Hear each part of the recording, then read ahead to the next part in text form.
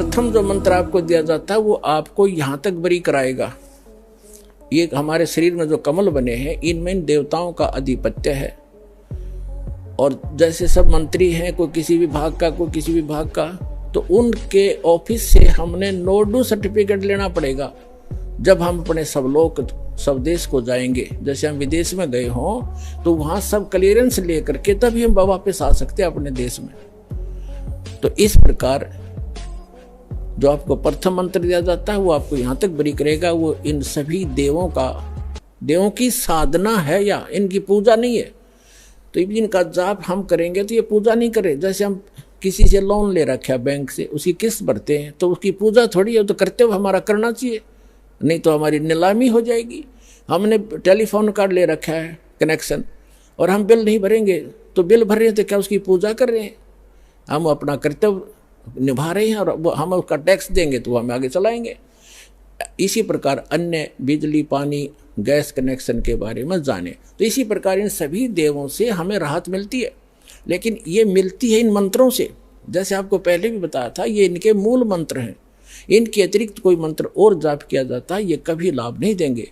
जैसे एक भैंसा होता है या जैसे ये जिसको खागड़ कहते हैं जो, तो उनका एक अलग कोड मंत्र है। जैसे खागड़ को यानी बैल को सांड करें जा वो ना देखे, और उन्हें एक बार कर दे हर वो नू देखेगा, ऐसे देखेगा चकुन्ना हो करके। तो वो जो अलग से जो मंत्र उसका जो कोड वर्ड है वो है उसका असली मंत्र, उससे खिंच जाता, उसके बस की बात नहीं होती। जैसे भैंसे ने कहा अगर हर, और वैसे उसको कहता जाए भैंसा कति नहीं देखा वो, अरे एक बार ने कह दे हर नू देखेगा पाछे मुड़ के। तो ये जो हुर्र है इसका मूल मंत्र है, वो विवश है उसके। तो ये जो मंत्र हैं ये इन भगवानों के मूल मंत्र है, विवश है, इनके बस की बात नहीं। इस मंत्र से इनमें अवश्य गतिविधि होती है और तभी आपको तुरंत लाभ हो जाएगा। तो उसके बाद जैसे गीता अध्याय नंबर 8 के श्लोक नंबर 5 और 7 में गीता ज्ञानदाता कहता है मेरी भक्ति कर। 8वें अध्याय के 13वें श्लोक में गीता में उसने अपना मंत्र बता दिया। तो मेरी भक्ति करेगा तो मुझे ही प्राप्त होगा बस, और ब्रह्मलोक में जाएगा। ब्रह्मलोक में गए हुए प्राणी भी वापस आते हैं। ये कंप्लीट नहीं हुआ, ये मोक्ष पूर्ण मोक्ष नहीं हुआ, क्योंकि गीता अध्याय नंबर 8 के श्लोक नंबर 16 में ये भी स्पष्ट कर दिया है कि ब्रह्मलोक में गए हुए प्राणी भी पुनरावृत्ति के अंदर है, जन्म मृत्यु होती है। 18वें अध्याय के 62वें श्लोक में 15वें अध्याय के 4थे श्लोक में स्पष्ट किया है कि अर्जुन तू सर्वभाव से उस परमेश्वर की शरण में जा, उसकी कृपा से तू परम शांति को और सनातन परम धाम को शाश्वत स्थान को प्राप्त होगा, जहां जाने के बाद साधक फिर लौटकर कभी संसार में नहीं आते।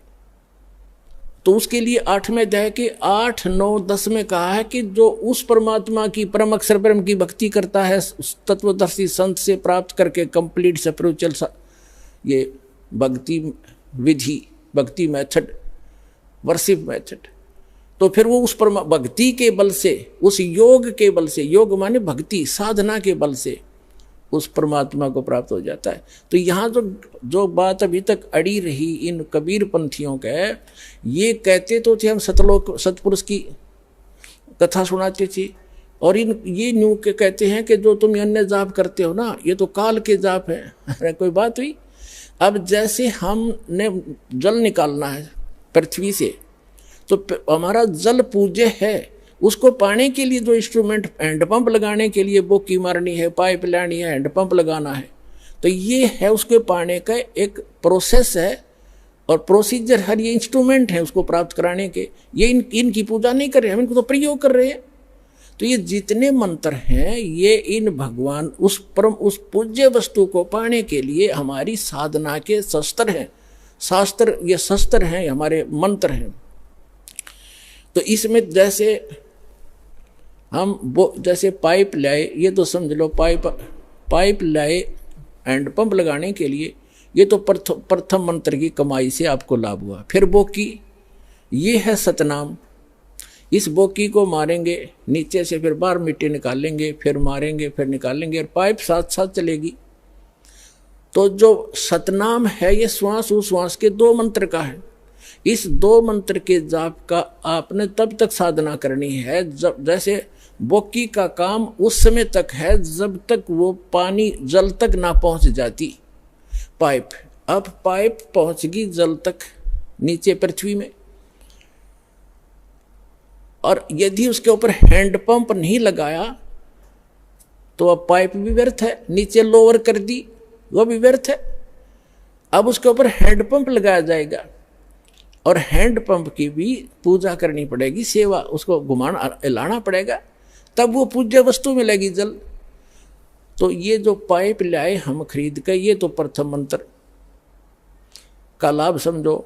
और सतनाम का जो जाप है 2 अक्षर का, ये बोकी समझो, ये इसका काम ये हो गया। यदि सारनाम नहीं मिला तो वो बोकी भी, पाइप लोअर की हुई भी व्यर्थ गई। तो कंप्लीट स्पिरिचुअल जो way of worship, method of worship है, वो कंप्लीट हमने प्रयोग करना पड़ेगा, तभी वो वस्तु प्राप्त होगी। तो मूल जो सतनाम का जो 2 अक्षर का मंत्र है वो तो श्वास उश्वास से जाप करना है। उसने तो पाइप पहुंचा दी पानी के तक एंड उसका।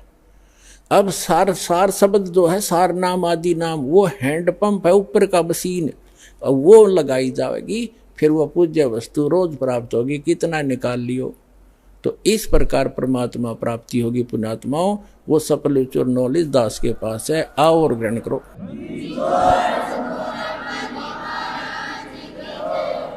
और अन्य पुस्तकों में, बाइबल में, जिसके अंदर 3 होली बुक जिल्द हैं, पवित्र तौरात, पवित्र जबूर और पवित्र इंजिल, उसमें और कुरान शरीफ में और पुराणों में, ये कंप्लीट स्पिरिचुअल नॉलेज नहीं है।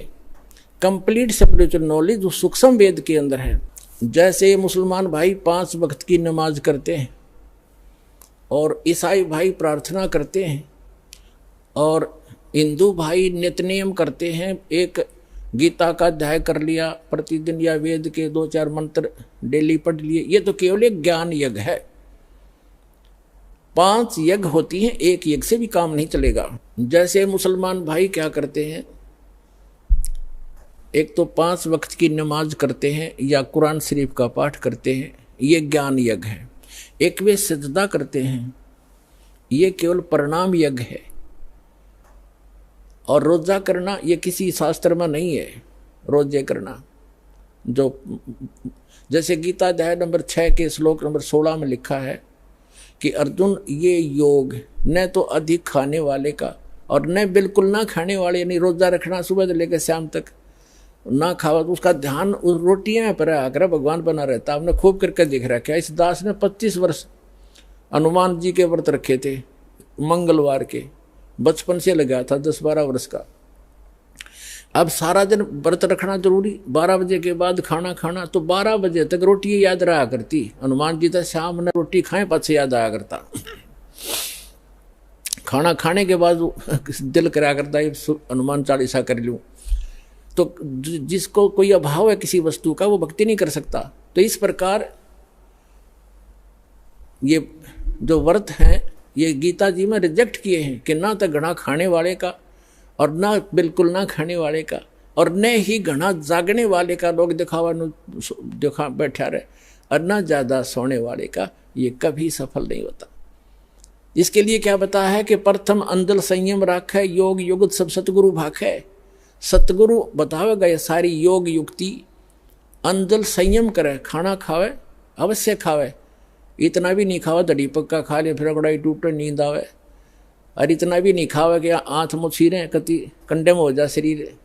रोटी खाओ अवश्य खाओ, ज़्यादा नहीं खावे, जीने के लिए खावे, खाने के लिए नहीं जीवे, एक नियम है इसका। कहते सतगुरु बताएंगे ये सब योग युक्ति।